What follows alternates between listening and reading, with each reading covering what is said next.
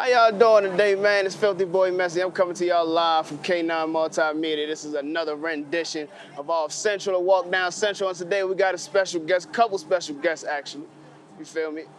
We got Bale, owner of Vida Tattoo, coffee shop, and the whole building, I presume, right? Yeah. We I own the building, but we have several businesses out of there. But what I do myself, I have a Por Vida Tattoo Shop, Por Vida Coffee Shop, and then I host an event once a year, but it's a big event. It's New Mexico Tattoo Fiesta. Y'all make sure y'all lock in the date, man. Let them know when it's coming. It's this year, July 8, 9, 10, 2022. At a Sleda Resort and Casino. Now, introduce yourselves, man. Let them know who. These are my brothers from others, you know. Yeah, that's how we like it. Yeah, this is Pete. We call him Pee Wee. His name's David. My homie Dark, Rudy. Hell yeah. And they've been my good close friends, you know, through the whole everything, bro. From when we're young all the way to now, you know, we're still real close. Hell yeah.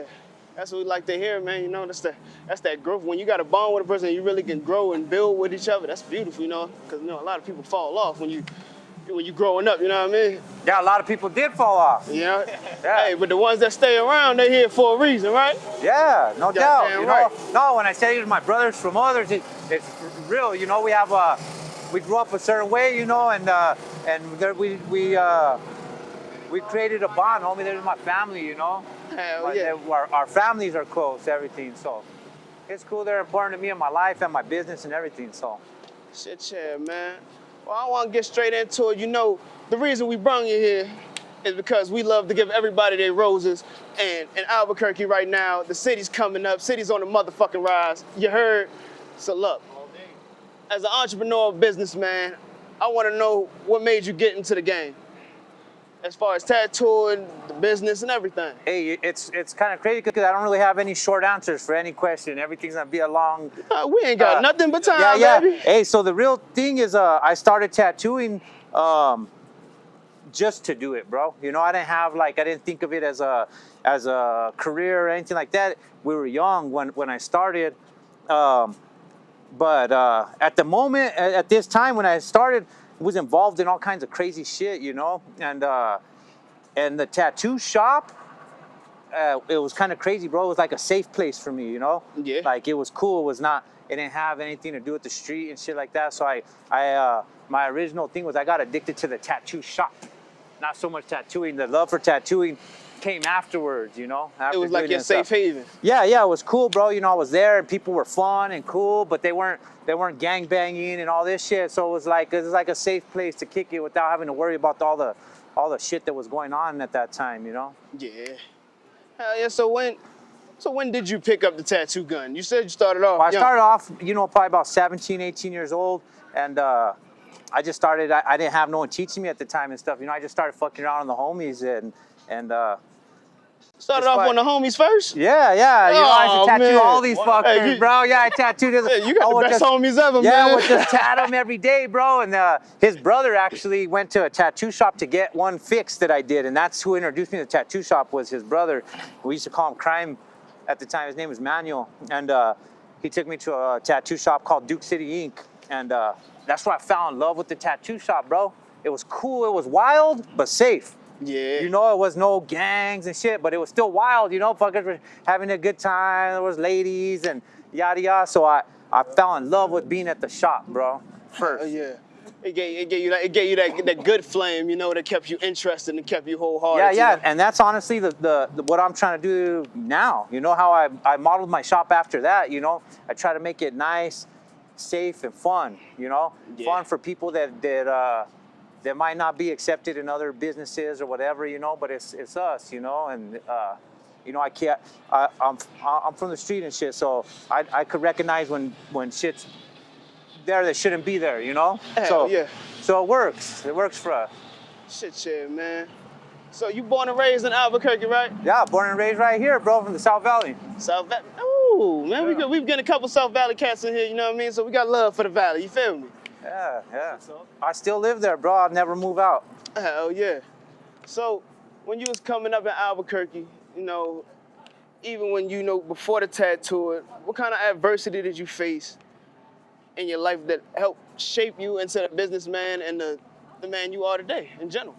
Hey, it sounds crazy, homie, but everything, you know, I grew up in the street, and it's no difference from the business world, really, you know. But it was different, you know. I grew up in a bubble, but me myself, I feel like I was born to be a hustler, homie. You know, feel like- you know. Ever since I was a little kid, I used to go knock on people's doors. You know, let me wash your car. Yeah. You know, but as I got older, you know, I was influenced by the wrong people and shit. You know, I got into selling crack and all that. I got in trouble, but ultimately, there was God's plan, homie, that brought me here, because getting in all that trouble it's carved my life out, and it helped me be where I'm at right now.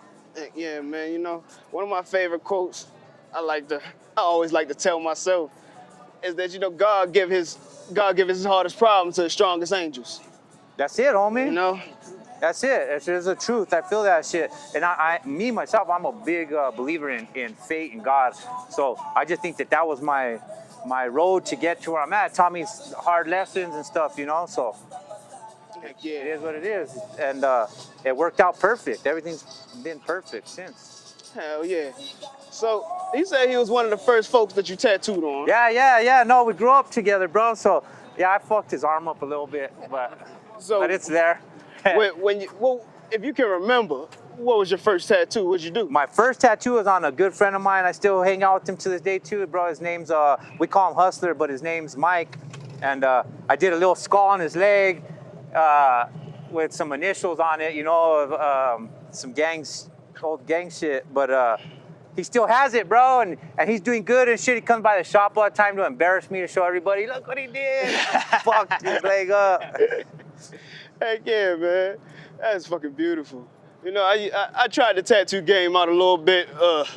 You know, so somebody gave me a motherfucking tattoo gun that shouldn't have given me a fucking tattoo gun. No, but that's the same with me, homie. But the thing is that, you know, with persistence and, you know, just dedication to something, you'll get it. That's with anything across the board, y'all bro. heard that, right? That's with anything, bro. Hell yeah. Hey, y'all can't. You gotta be relentless. You know, if you're relentless at something, you just never give up. You're gonna progress in it, bro. Right. But you gotta love the process. Shit, yeah. That's it. Hey, so the name Por Vida, you know, I don't know too much Spanish. I tried. I ain't do too well in the class. Por Vida. Yeah, there we go. I had to roll the R a little bit for you. But why'd you end up calling the shop Por Vida? It's kind of crazy, bro, because well, it's cool. Por vida in English is for life, you know. And at that moment of time when I first started the shop, it meant something else, you know, because we were bound to something that was for life, dog. And I was just into it that much, and I still am, but in a different way, bro, in a more positive way, you know. Hell yeah. And it's the same, dog. I'm dedicated for life, homie. Like I want to help my people out, dog. And it's a real thing that I'm really, really passionate about. You know, shit. That's why we came here. And that's why we brought you here, man. You know, we trying to. The city needs to get its recognition.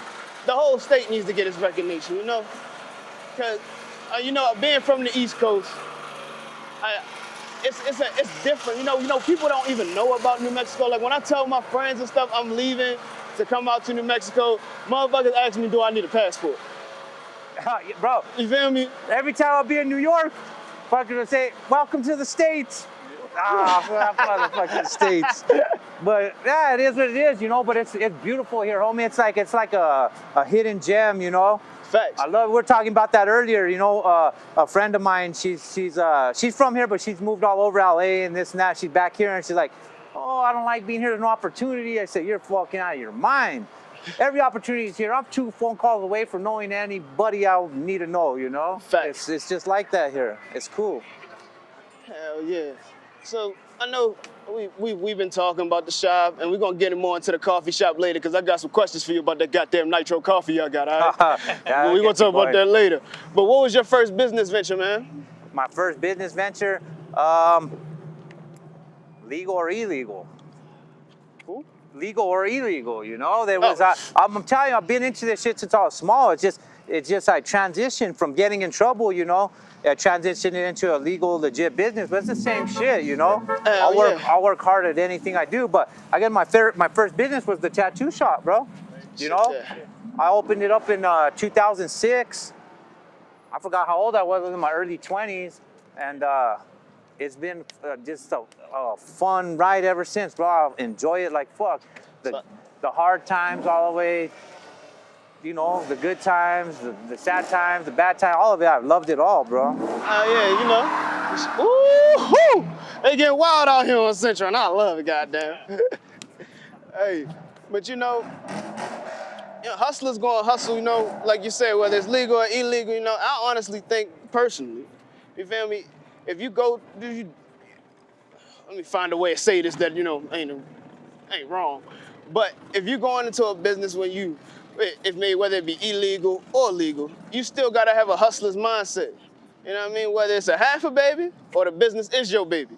You know what I mean? You gotta grow with it. You gotta make sure it's right. That's it. You know, whether it come to music, you know, motherfucker, you know I'm from the East Coast, you know, motherfucker, when they sell crack, they put their stamp on it. So like motherfuckers can't come out with the same color tops, the same bags. So when motherfuckers come back, they know where they got that shit from. They be like, yo, where you get that shit from? That nigga with the purple tops. You gotta go fuck with him, nigga with the purple tops. No, it's the same, and I'm not here to glorify that at all or anything like that, but it's the same, homie. I learned that, you know, because I seen it during that time when I was young. I would see people that had a business mindset to not, you know? Yeah. Because you have dumbass crack dealers and you have smart ones, you know? You have dumbass business owners and you have smart ones, and that's the difference with the ones that last and the ones that don't. Facts. So, and that's how we like it, man. All right, we're gonna get you on this couch right here. this one? Yes, sir. Welcome back. We in K9 Multimedia now. You know, the home of a whole bunch of feature legends. You know what I mean? One here, dog. Hell yeah. Love it, man.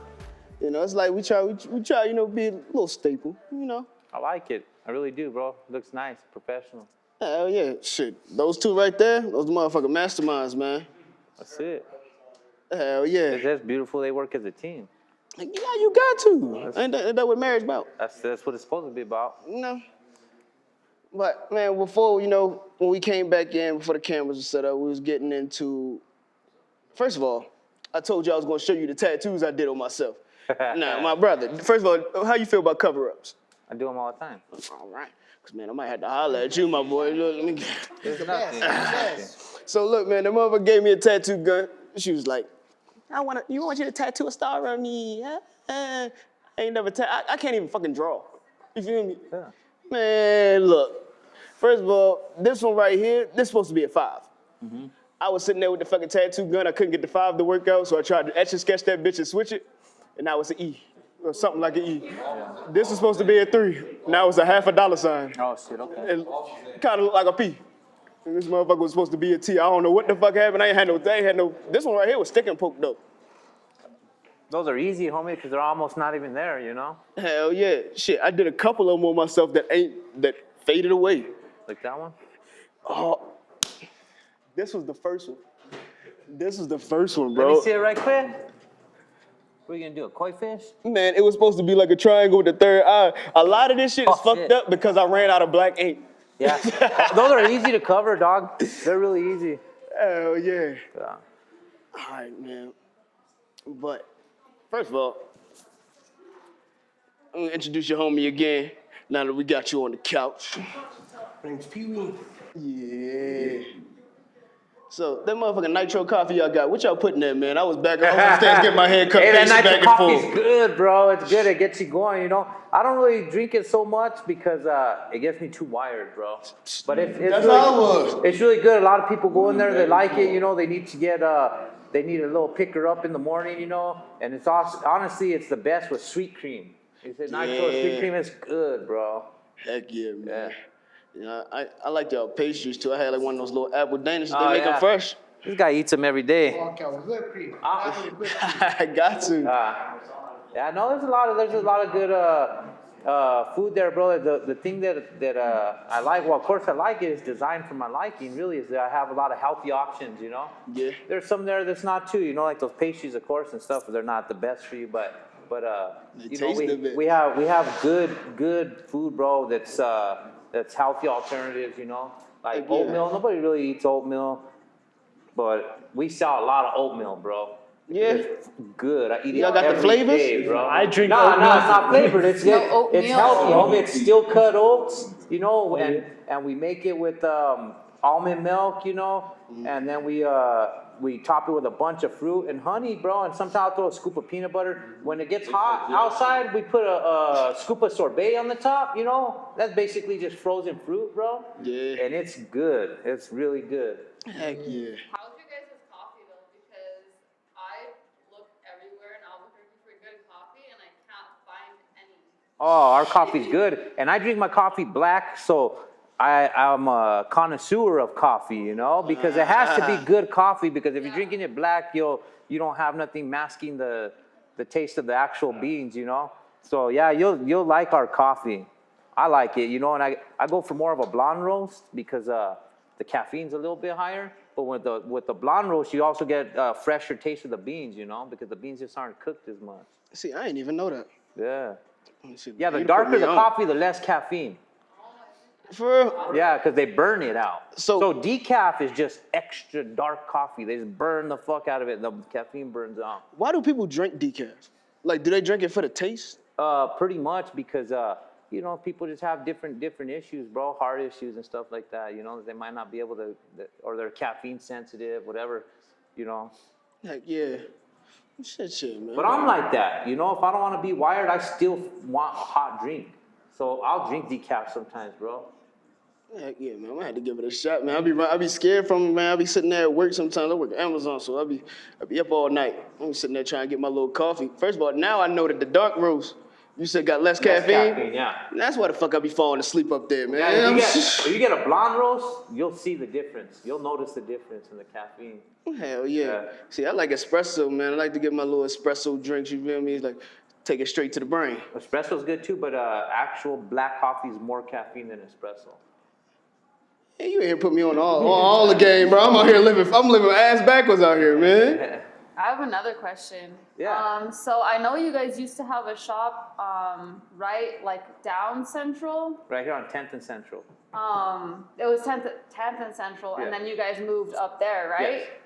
So like, what made you guys like want to do like the transition?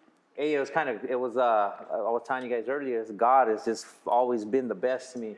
But what happened was during the shutdown in, was it 2020, 2019 for COVID? The pandemic. We had to shut down, and I didn't plan on skipping on the rent, but when I went in, my landlord told me, he said, hey, if you guys can't pay the rent, now I've been there for 10 years, okay, and took care of that building for 10 years. He said, if you guys can't pay the rent, I'm sorry, I don't listen to this stuff on TV that you don't got to pay, you got to get out. And I said, oh, it's all good, I'm here to pay, I paid him. But then it made me start thinking how volatile my business was there, bro. It wasn't really safe, if someone could just kick me out like that. Yeah. So I said, I'm gonna do all what I need to do to buy a building, and I never had bought a commercial building. So it's just crazy how things happen, bro. This building that's right here on the one that we're in on 4th and Cole, I called the sign. I couldn't get a hold of him. My ex-girlfriend at the time was a realtor. I said, can you get me a showing for this building? And she did, and we went in there and checked it out. He told me the price. I was like, I kind of tripped. I was like, oh, damn, Long story short, we left from the building, went to the coffee shop that was right there. You want to cross the street? No, at our old shop, we had the coffee. And I was having breakfast, and my homie comes in that's a commercial realtor, and I said, hey, check out this building. I want to get this. What's the steps I got to do? And he said, well, you got to have this lined up, this. And I said, because that's what I'm going to start doing, And he said, or you could make a business plan and give it to a bank and see if it works. I said, all right, cool. I'm going to try that, I'm going to try all of it. I got to get us out of here, whatever. So we made a business plan, and we just pulled it up on Google, like a regular outline of a business plan. We did it, and while we're making it, a good buddy of mine, he's actually a really cool man, bro. He's real active in the community and stuff, too. His name's Ruben Garcia. He owns these advertising things. They're called Johnny boards. He puts them in all the bathrooms and stuff. I don't know if you've ever seen them, but he tells me, hey, our buddy Carlos Contreras works at this place called HomeWise. They lend money to people to buy homes and shit. You hit them up and see if they're into it. So we sent them our business plan. The company is called HomeWise, and they're actually right here downtown too. And we sent it to them, and they said, we don't do commercial loans. And I said, oh, that's cool. And they said, but we want to start doing one. If you're willing to work with us and create a loan that would work, you know, we'll let's see if it works. I said, oh, shit, well, I don't have shit to lose. Let's do it, you know. Hell yeah. And it took about 6 months, and they made it happen, bro. And during this whole time, it was crazy because the building was for sale for this amount of dollars, and we ended up finding out that it's bank owned and all this, and so we offer way lower than what it's listed for, and we ended up getting it, bro. So we got the building on a steal. We just got a good deal out of everything, you know. Hell yeah. So that's why we moved.